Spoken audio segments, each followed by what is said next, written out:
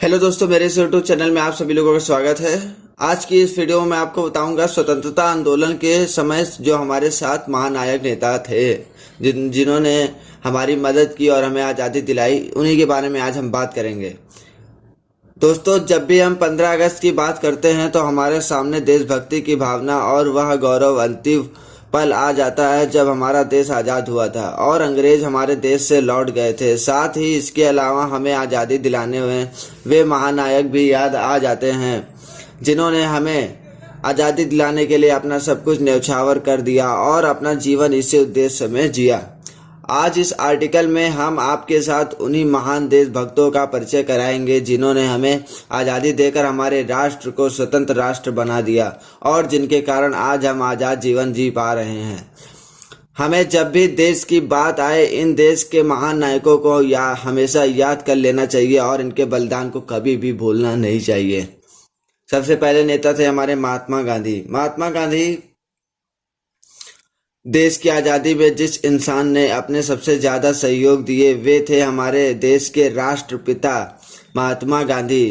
गांधी जी ने अपना पूरा जीवन देश को आज़ाद कराने में लगा दिया और जब देश को आज़ाद दिलवा दी तब देश के खातिर ही इनको अपनी जान भी गंवानी पड़ी।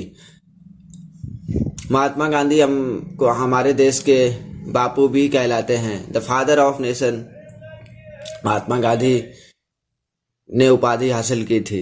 भगत सिंह दूसरे नेता हैं हमारे। भगत सिंह जिन्होंने देश के खातिर अपने प्राण त्याग कर न्यौछावर कर दिए। मात्र 23 साल की आयु में भगत सिंह ने देश के युवाओं में क्रांति भरने के लिए अपने प्राण जोखिम में डाले और देश के लिए बलिदान दे दिया। भगत सिंह का मानना था कि अंग्रेजों के साथ अहिंसा से बात करेंगे तो हमें शायद ही कभी आज़ादी मिले, इसीलिए वे देश के युवाओं को आगे आने के लिए प्रेरित कर रहे थे।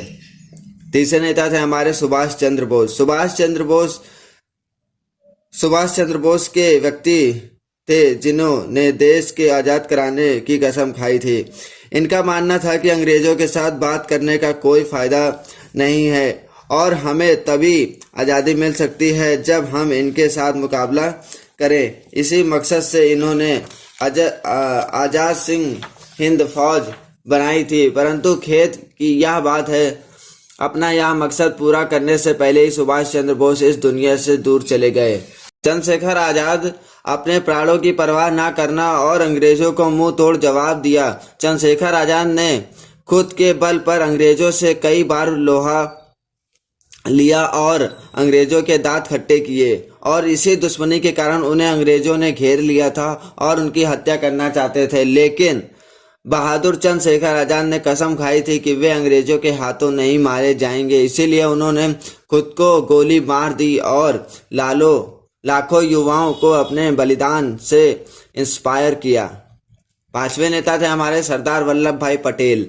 सरदार वल्लभ भाई पटेल ने स्वतंत्रता आंदोलन में भले ही उतना महत्वपूर्ण योगदान ना दिया हो, लेकिन देश की आज़ादी के तुरंत बाद देश को एकत्र कराने में सारा योगदान इन्हीं को जाता है।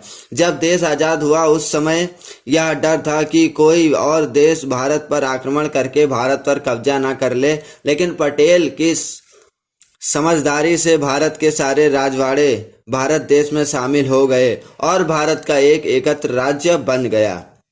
छठे नेता थे हमारे जवाहरलाल नेहरू, जिन्हें हम चाचा भी बुलाते थे।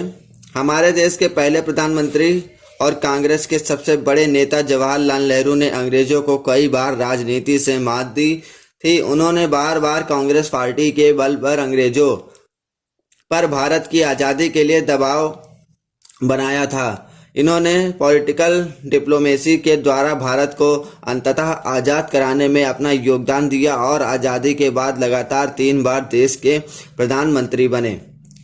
सातवें नेता हमारे डॉक्टर भीमराव अंबेडकर साहब हैं। विश्व का सबसे बड़ा संविधान और देश को एक संविधान में मजबूत बनाए रखने का योगदान इन्हें ही जाता है। भीमराव अंबेडकर को संविधान बनाने की जिम्मेदारी सौंपी गई थी, जो उन्होंने बाखूबी निभाई और देश को मजबूत डोरी में पिरो दिया। इन्होंने अपने संविधान में देश के सभी धर्म, जाति, वर्ग, भाषा, समुदाय सबको एक स्थान दिया, जिस कारण आज हमारा देश इतने विविधता होने के बावजूद एक मजबूत राष्ट्र है। तो ये हमारे सात नेता थे जिन्होंने हमें आज़ादी दिलाई। हमारे आज़ादी में इनका महत्वपूर्ण योगदान रहा। उम्मीद करता हूं दोस्तों आपको यह वीडियो ज़रूर पसंद आया होगा और कुछ जानने सीखने को ज़रूर मिला होगा। अगर आपको यह वीडियो पसंद आया तो हमारे वीडियो को लाइक करें और हमारे चैनल को सब्सक्राइब करें। धन्यवाद दोस्तों।